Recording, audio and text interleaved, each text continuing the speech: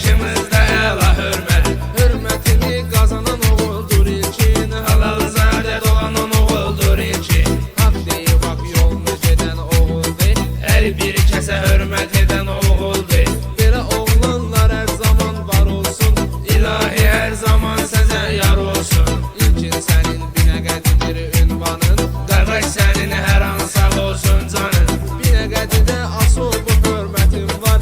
Sənin öz yolun istiqamətin var. Öz işini ləyaqətlə görürsən, Sən yasamalda bərbər işləyirsən. görməmişi bir insan narazıdır. Ona görə Allah səndən razıdır. İlahi yollarını gözəl yol etsin.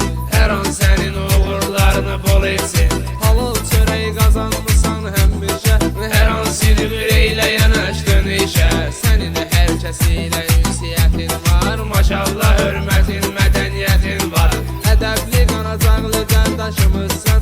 Yaxşı səs soraqlı qardaşımızsan.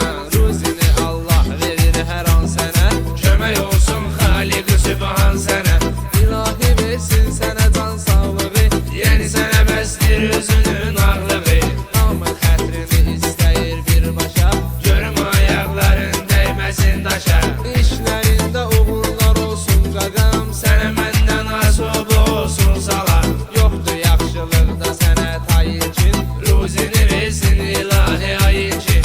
İş qurmusan özün üçün əziyyət ilə. Satmısan bu yerlərə zəhmət ilə. Əl işlərini heyran edib milləti. İşinə soyuq yanaşmadın sən qəti. Can gözəl qaqaşım maşallah sənə. Təmiz ruzini versin Allah sənə.